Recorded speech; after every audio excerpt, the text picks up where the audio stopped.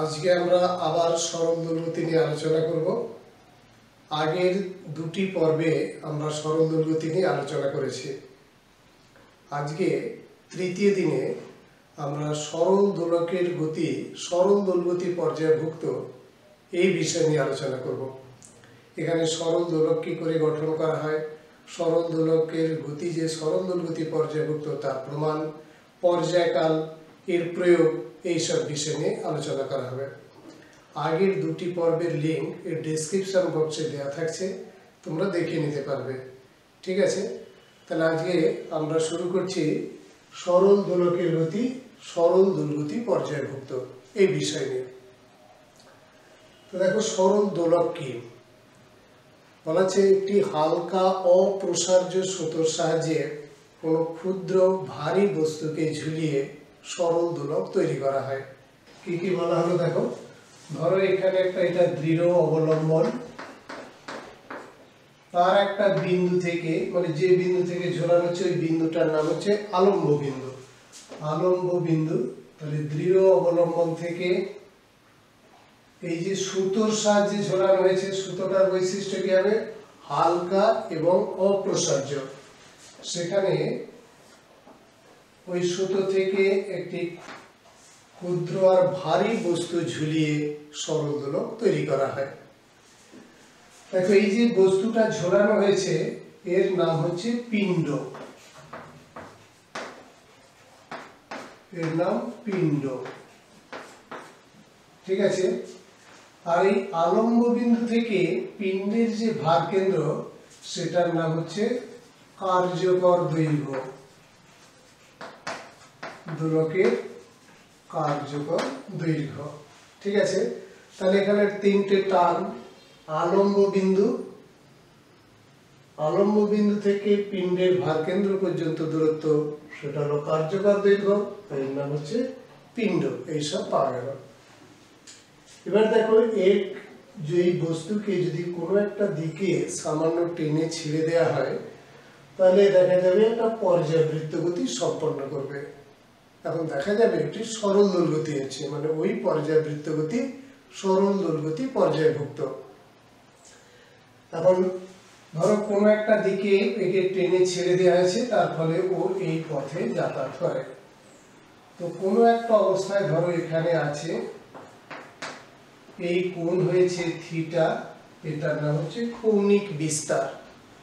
এই দোলকের কৌণিক বিস্তার থিটা, এটা 4 ডিগ্রি, মানে এটা ক্ষুদ্র, তবে 4 ডিগ্রি কম হতে হয়। তাহলে কৌণিক বিস্তার ক্ষুদ্র হলে এর গতি সরল দোলগতি পর্যায়ভুক্ত হবে। এবার দেখো, এক্ষেত্রে আমরা ধরবো যে বাতাসের বাধা এতে নেই। দেখো, এই পিণ্ডের ভর ধরছি m, তাহলে এর যে ওজন mg সেটা উল্লম্বভাবে নিচের দিকে কাজ করবে। এই mg কে দুটো উপাংশে ভাঙা হবে। দেখো, এই যে পথে যাতায়াত করছে তার লম্ব দিকে উপাংশ, সেটা হলো mg cos থিটা, আর দেখো এই গতিপথের স্পর্শক বরাবর উপাংশ, সেটা হলো mg sin থিটা। ঠিক আছে, দেখো এই উপাংশ একে পূর্বের অবস্থানে ফিরে আসে। স্বাভাবিক অবস্থায় পিণ্ডটা ছিল ও বিন্দুতে, এইটা হলো সাম্য অবস্থান, আর এখন আছে এ বিন্দুতে। আলম্ব বিন্দু থেকে এর কেন্দ্র পর্যন্ত দূরত্ব, সেটা হলো কার্যকর দৈর্ঘ্য l। দেখো, এখান থেকে এই যে দূরত্ব, এইটা হচ্ছে পিণ্ডের সরণ। তাহলে সরল দোলকের সরণ হচ্ছে x।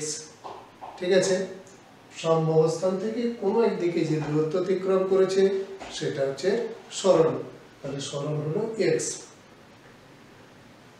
এবার দেখো, এই যে mg sin থিটা উপাংশ, এটাই বস্তুকে তার সাম্য অবস্থানে ফিরিয়ে আনার চেষ্টা করে। তাহলে এই বলটার নাম হচ্ছে প্রত্যানয়ক বল। তাহলে প্রত্যানয়ক বল, প্রত্যানয়ক বল F সমান mg sin থিটা। দেখো, এর আগে একটা মাইনাস চিহ্ন দেওয়া হবে, তার কারণ বলটা কাজ করছে এই দিকে আর এক্স আছে দেখো তার বিপরীত দিকে, এক্স এর বৃদ্ধির দিক আর এমজি সাইন থিটার দিক পরস্পর বিপরীতমুখী, তাই এখানে মাইনাস চিহ্নটা দেয়া হলো। এবার দেখো তাহলে পিণ্ডের ত্বরণ এ সমান এফ বাই এম সমান কত থেকে এম দিয়ে ভাগ করা হলো মাইনাস জি সাইন থিটা। ঠিক আছে, এবার দেখো থিটা ক্ষুদ্র বলা আছে, তাহলে সাইন থিটা সমান থিটা লেখা যায় সমান মাইনাস জি থিটা, যেহেতু থিটা ক্ষুদ্র তাই লেখা যাবে মাইনাস জি থিটা। এবার দেখো এস সমান আর থিটা এই রীতি অনুসারে এইখানে দেখো এইটা যেন আর, এইটা এস, আর এখানে লেখা যাবে এক্স সমান এল থিটা। আমাদের এখানে আছে থিটা সমান হবে এক্স বাই এল, তাহলে মাইনাস জি এক্স বাই এল।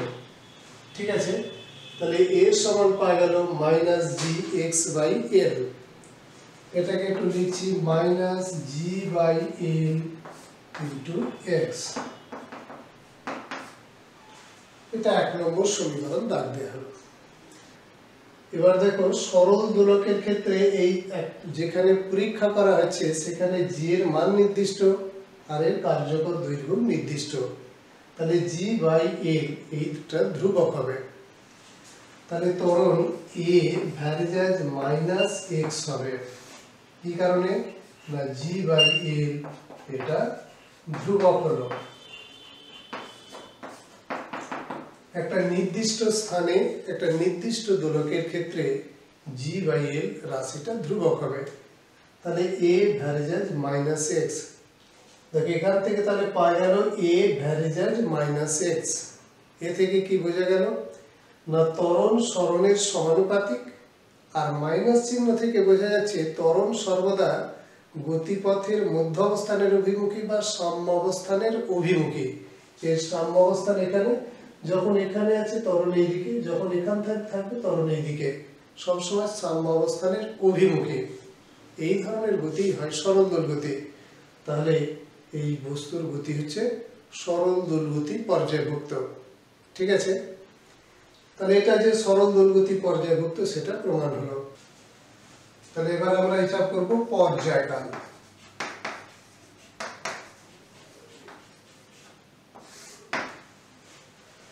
তো দেখো তার জন্য লেখা হবে যে সরল দোলনরত কণার ত্বরণ সরল দোলগতিযুক্ত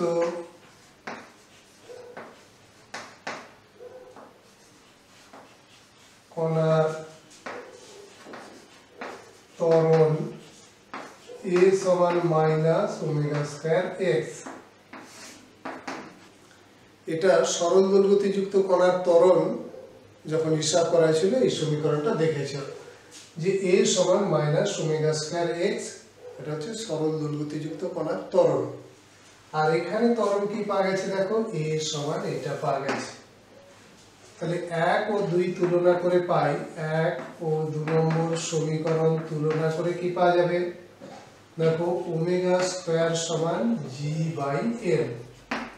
ঠিক আছে, দেখো এখানে আছে a সমান minus g by l into x, আর এখানে আছে এটা, এই দুটো তুলনা করে পাওয়া গেল ওমেগা স্কয়ার সমান জি বাই এল।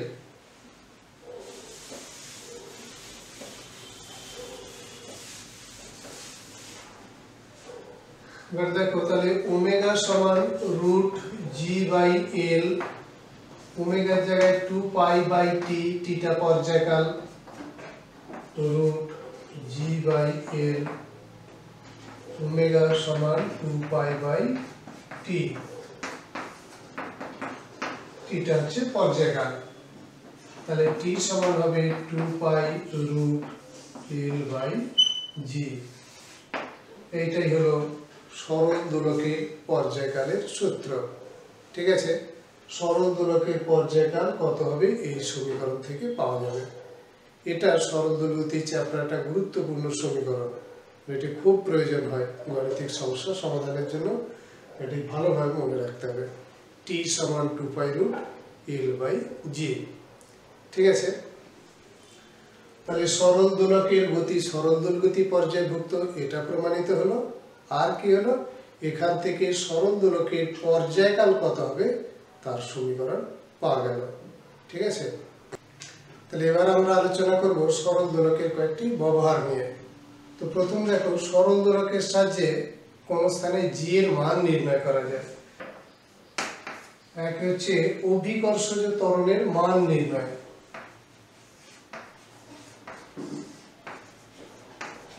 অভিকর্ষজ ত্বরণ এর মান নির্ণয়। দেখো, সরল দোলকের সাহায্যে কোন স্থানে জি এর মান নির্ণয় করা যায় কিভাবে। দেখো, কোন স্থানে একটা সরল দোলক নেওয়া হলো, সেই সরল দোলকের আলম্ব বিন্দু থেকে এর ভার কেন্দ্র পর্যন্ত দূরত্ব, সেটা হলো এর কার্যকর দৈর্ঘ্য। কার্যকর দৈর্ঘ্য এল কত মেপে নেওয়া হলো। তাহলে এল এর মান আমরা স্কেল ব্যবহার করে পরিমাপ করতে পারবো। অধিকাংশ ক্ষেত্রে এটা পিণ্ড নেওয়া হয়, পিণ্ডের যে ব্যাসার্ধ তার সঙ্গে সুতোর দৈর্ঘ্য যোগ করে কার্যকর দৈর্ঘ্য পাওয়া যায়। তাহলে কার্যকর দৈর্ঘ্য পাওয়া গেল।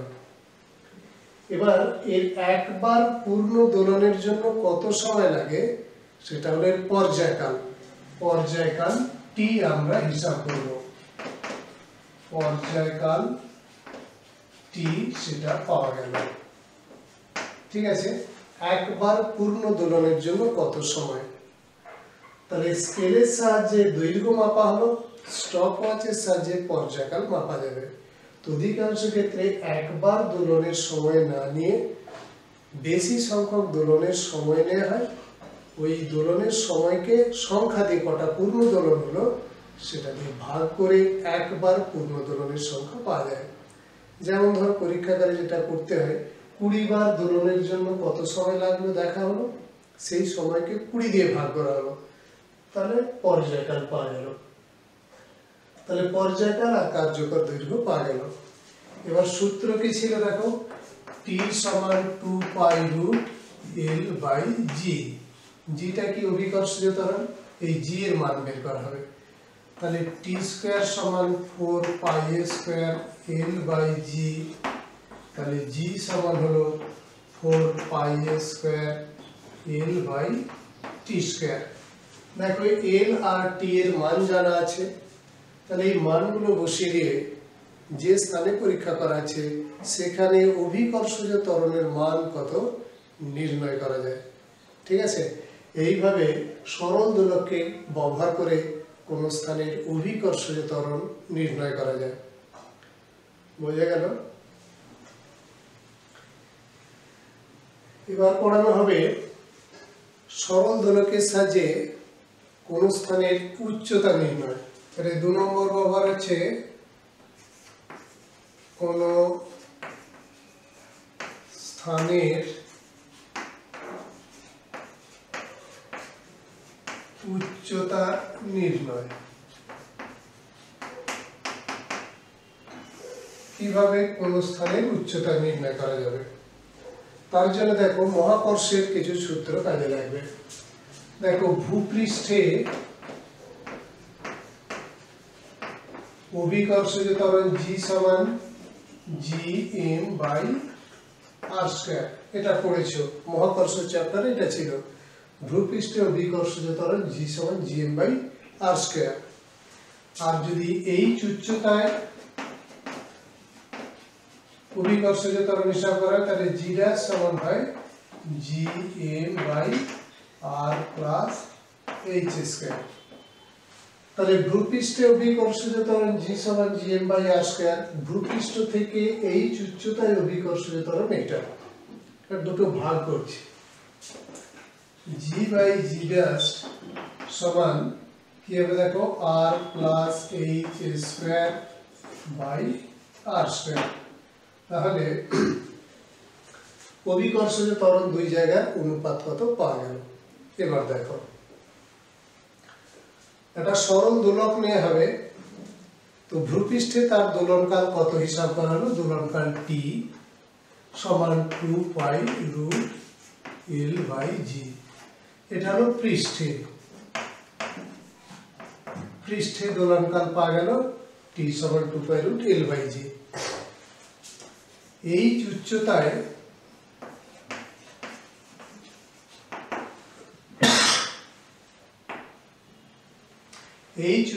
এর দোলনকাল টি ড্যাশ সমান 2 pi root l by g dash.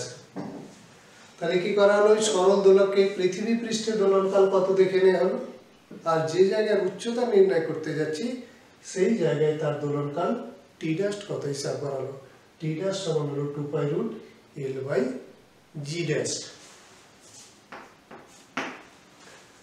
দেখো টি বাই টি ড্যাশ সমান ভাগ করে কি পাওয়া যাবে, দেখো 2 পাই কেটে যাবে, রুট এল কেটে যাবে, তাহলে এটা ব্যস্তানুপাতে আছে, উপরে হবে জি ড্যাশ নিচে হবে জি।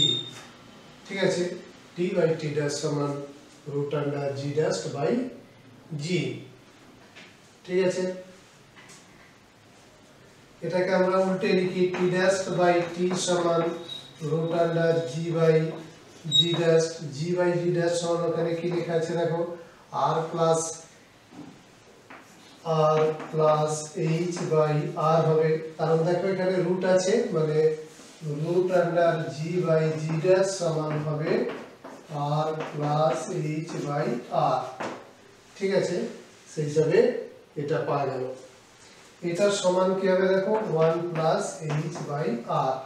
আমাদের কি হিসাব করতে হবে, এইচ সমান কত, তাহলে এখান থেকে কি পাওয়া যাবে দেখো এইচ বাই আর সমান t dash by t minus 1, তাহলে এইচ সমান হবে t dash by t minus 1 into r. এইভাবে কোন স্থানের উচ্চতা কত হবে নির্ণয় করা যাবে।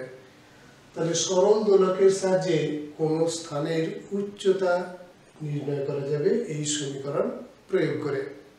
ঠিক আছে, এবার আমরা দেখাবো সরল দোলকের সাহায্যে কোন স্থানের গভীরতা নির্ণয় করা যাবে কিভাবে।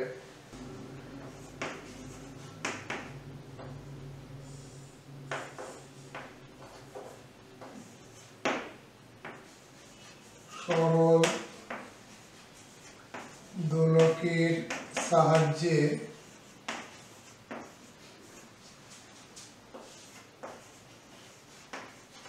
কোন স্থানের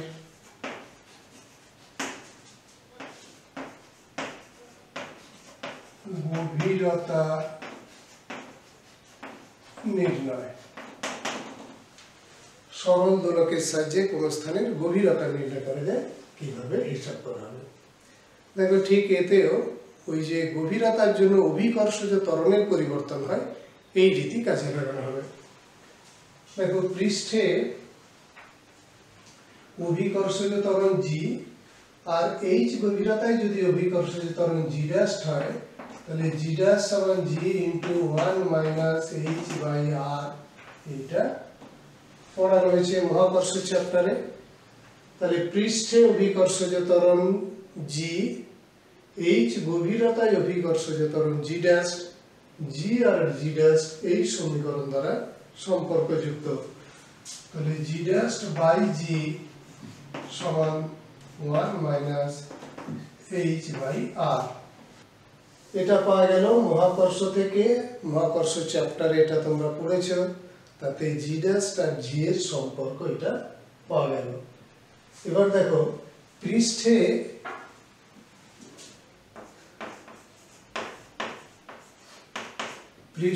দোলনকাল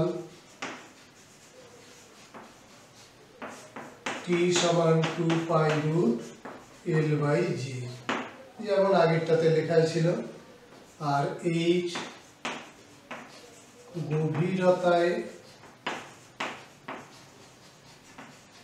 দোলনকাল টি ড্যাশ সমান 2 pi root l by g dash. তো টি বাই টি ড্যাশ সমান দেখো ঠিক আগের নিয়মে ভাগ করে হবে জি ড্যাশ বাই জি তার রুট। ঠিক আছে, সমান দেখো এখানে যা লেখা আছে তাতে পাওয়া যাবে। আচ্ছা, এটা থেকে আরেকটা কাজ করি, টি বাই টি ড্যাশ এর স্কয়ার করে দিই সমান জি ড্যাশ বাই জি। তাহলে জি ড্যাশ বাই জি বদলে লেখা যাবে 1 মাইনাস এইচ বাই আর। ঠিক আছে, আমার দরকার এইচটা দরকার। তাহলে এটা এই দিকে আসলে এই দিকে যাবে, কি পাওয়া যাবে দেখো এইচ বাই আর সমান 1 minus t square by t dash square সমান t dash square minus t square by t dash square. তাহলে এইচ সমান হবে t dash square minus t square by t dash square into r. ঠিক আছে, তাহলে এই সমীকরণ ব্যবহার করে কোন স্থানের গভীরতা নির্ণয় করা যাবে। যেমন ভূপৃষ্ঠে দোলনকাল নির্ণয় করার পর খনির গভীরে গিয়ে দোলনকাল হিসাব করা হলো, তা থেকে এই সমীকরণ ব্যবহার করে খনির গভীরতা কত নির্ণয় করা যাবে। ঠিক আছে, এবার আলোচনা করব স্প্রিং এর দোলন নিয়ে। দেখো এটা একটা স্প্রিং, সেটা একটি দৃঢ় অবলম্বন থেকে আটকানো আছে। স্প্রিং এর অপর প্রান্তে এম ভরের একটি বস্তু ঝোলানো আছে। এখন এই বস্তুকে নিচের দিকে এক্স পরিমাণ সরানো হলো। তাহলে ধরো এখানে একে এক্স পরিমাণ সরানো হয়েছে, এক্স পরিমাণ সরানো হলো। তো স্প্রিং এ একটা বিরুদ্ধ বল উৎপন্ন হবে, যেটা ওকে আগের অবস্থায় ফিরিয়ে আনার চেষ্টা করবে। সেই বলটাই হচ্ছে প্রত্যানয়ন বল। তাহলে এফটা কাজ করবে উপরের দিকে, দেখালো এফ। দেখো দৈর্ঘ্য বৃদ্ধি যত বেশি হবে এই বল তত বেশি হবে। তাহলে এফ ভ্যারিজেন্স এক্স হবে। ঠিক আছে, কিন্তু দেখো নিচের দিকে যত যাবে এক্স এর বৃদ্ধি হবে, বলটা তার বিপরীত দিকে। এই জন্য এফ ভ্যারিজেন্স মাইনাস এক্স লেখা হলো। ভ্যারিয়েশন চিহ্ন তুলে দিলে একটা ধ্রুবক দিতে হয়, এখানে ধ্রুবকটা লেখা হলো কে। কে একটা ধ্রুবক, কে সমান ধ্রুবক। এই কেটাই হলো স্প্রিং এর বল ধ্রুবক, স্প্রিং এর বল ধ্রুবক। তাহলে কেটা হলো স্প্রিং এর বল ধ্রুবক। তাহলে এই বস্তুর উপর কত বল কাজ করবে এফ, এফ কত হলো মাইনাস এক্স। তাহলে ত্বরণ এম ভরের বস্তুর ত্বরণ কত হবে, ত্বরণ এ সমান এফ বাই এম। বলকে ভর দিয়ে ভাগ করালো, এই বলটা এই বস্তুর উপর কাজ করবে, সেই বস্তু ত্বরণ এ সমান হবে এফ বাই এম সমান minus k by m into x. ঠিক আছে, দেখো কেটা ধ্রুবক, এমটা ধ্রুবক, তাহলে এ ভ্যারিজেন্স মাইনাস এক্স, যেহেতু কে বাই এম ধ্রুবক। ঠিক আছে, কে বাই এম ধ্রুবক। তাহলে এ ভ্যারিজেন্স মাইনাস এক্স, এটার মানে কি বস্তুর ত্বরণ। দেখো বস্তুর ত্বরণ, বস্তুর ত্বরণ সরণের সমানুপাতিক এবং এই যে ঋণাত্মক চিহ্ন থেকে বোঝা যায় ত্বরণ সর্বদা সাম্য অবস্থানের অভিমুখী, এবং ঋণাত্মক চিহ্ন থেকে বোঝা যায় ত্বরণ সরণ অবস্থানের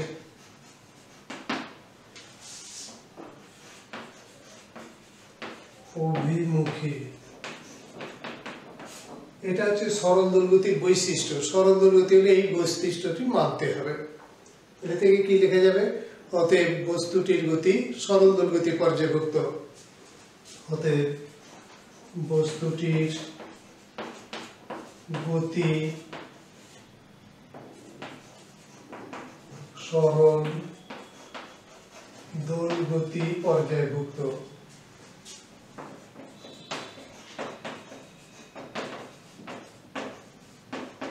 ঠিক আছে, তাহলে এর গতি সরল দোলগতি পর্যায়ভুক্ত, এটা পাওয়া গেল। এবার দেখো এর দোলনের পর্যায়কাল কত হিসাব করব। তো এটা 1 নম্বর সমীকরণ দাগ দিলাম। a সমান -k/m × x। এবার দেখো সরল দোলগতিযুক্ত কণার ত্বরণের রাশি। সরল দোলগতি যুক্ত কণার ত্বরণ a সমান -ω²x। এটা ত্বরণের রাশি হিসাব করার সময় পড়ানো হয়েছিল। দেখবে এই 1 আর 2 তুলনা করে পাওয়া যাবে ω² সমান k/m। ঠিক আছে, তা থেকে পাওয়া গেল ω সমান √k/m, এটা পাওয়া গেল। এবার দেখো ω সমান 2π/t, যেখানে t টা হচ্ছে পর্যায়কাল, তাহলে t সমান হবে 2π/ω সমান 2π/ω √k/m সমান 2π√m/k। তাহলে সরল তাহলে স্প্রিং এর দোলনকাল t সমান 2π√m/k, এটা পাওয়া গেল। দেখো স্প্রিং এর দোলনকাল t সমান 2π√m/k পাওয়া গেল। এই পর্যায়কাল নির্ভর করছে যে বস্তুকে ঝোলানো হয়েছে তার ভর আর স্প্রিং এর বল ধ্রুবকের উপর। এখন বিভিন্ন ক্ষেত্রে স্প্রিং এর বল ধ্রুবক কি হবে সেই নিয়ে তার দোলনকাল কত হবে হিসাব করতে হয়। এই রকম কিছু গাণিতিক সমস্যা থাকে, তার কয়েকটা উদাহরণ আমরা এখন আলোচনা করব।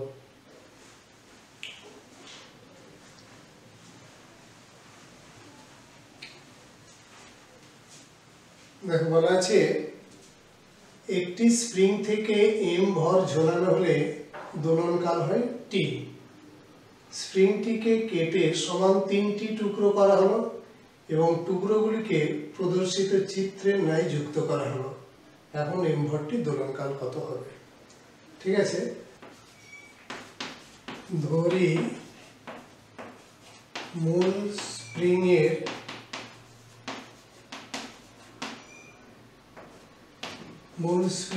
বল ধ্রুবক সমান k। তাহলে দোলনকাল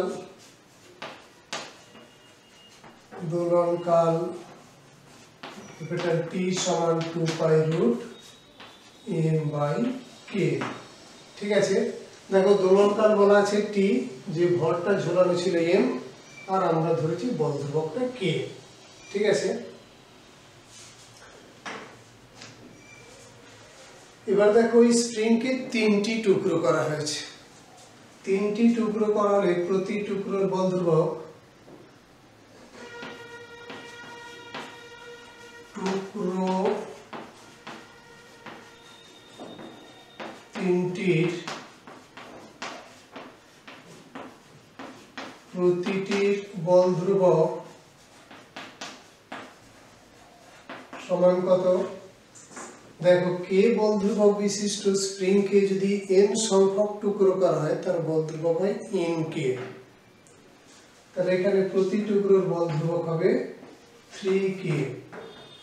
ঠিক আছে, 3 টুকরো করা হয়েছে 3k, 5 টুকরো করা হলে 5k, এরকম হয়। তাহলে দেখো এখানে যে স্প্রিং গুলো যুক্ত করা আছে, এটা 3k, এটা 3k আর এটা 3k।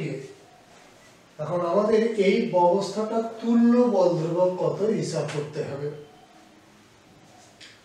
ধরো এটা a, এটা b, এটা c। a b সমান্তরালে যুক্ত, তাহলে a ও b সমান্তরালে যুক্ত আছে, এদের তুল্য বল ধ্রুবক হবে কত হিসাব করব। তার সঙ্গে c টা শ্রেণীতে যুক্ত, তাহলে সমান্তরালে যুক্ত স্প্রিং দুটির তুল্য বল ধ্রুবক সমান্তরালে, আর না হলে একেবারে যুক্ত স্প্রিং দুটির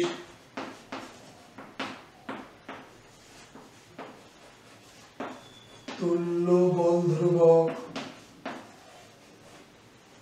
সমান 3k প্লাস 3k সমান 6k। ঠিক আছে, সমান্তরালে যদি k1 আর k2 যুক্ত থাকে তাহলে তুল্য বল ধ্রুবক হয় k1 প্লাস k2। তো 3k যুক্ত হয়ে হলো 6k। তাহলে এবার দেখো এই 6k এর সাথে এটা শ্রেণীতে, তাহলে স্প্রিং সমবায়ের তুল্য বল ধ্রুবক অতএব সমগ্র সমবায়ের তুল্য বল ধ্রুবক k' সমান, দেখো এই k1 k2 by k1 R k2 দুটো স্প্রিং যদি সব শ্রেণীতে যুক্ত থাকে তাদের তুল্য বল ধ্রুবক k' হয় k1 k2 by k1 plus k2। এই সূত্র স্প্রিং এর সমবায় পড়েছো, তো এখানে তাহলে কি পাওয়া যাবে দেখো 6k into 3k by 6k plus 3k। ঠিক আছে, তো এটা দেখো হলো 18k স্কয়ার আর এটা হচ্ছে 9k, তাহলে কেটে পাওয়া যাবে 2k। ঠিক আছে, আচ্ছা এবার দেখ মনে হলো এটা কোথা থেকে পাওয়া গেল। এটা সূত্র ছিল 1/k' 1/k1 প্লাস 1/k2 সমান্তরালের ক্ষেত্রে, এই শ্রেণী সমবায়ের ক্ষেত্রে স্প্রিং এর শ্রেণী সমবায়ের সূত্র এটা। এইখানে দুটো মিলিয়েছে 6k, সেই 6k এর সাথে 3k শ্রেণীতে আছে, তাদের জন্য এই সূত্র হবে, এটা সংক্ষিপ্ত রূপ হচ্ছে এটা, সেই প্রয়োগ করেছি। ঠিক আছে, তাহলে স্প্রিং সমবায়ের তুল্য বল ধ্রুবক হয়েছে 2k। তাহলে এখন পর্যায়কাল কত হবে, তাহলে পর্যায়কাল t সমান হবে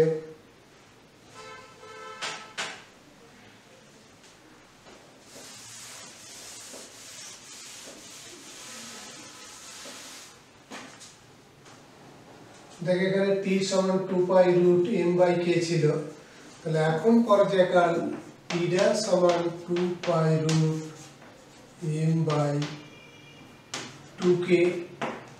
ঠিক আছে, তো এখন পর্যায়কাল হলো t' সমান 2π রুট m বাই 2k। তো এটাকে লেখা যাবে 2π root m by k into 1 by root 2। এইটার বদলে লেখা যাবে t বাই রুট 2। ঠিক আছে, তাহলে এই ব্যবস্থাটার দোলনকালটা হলো t বাই রুট 2। ঠিক আছে।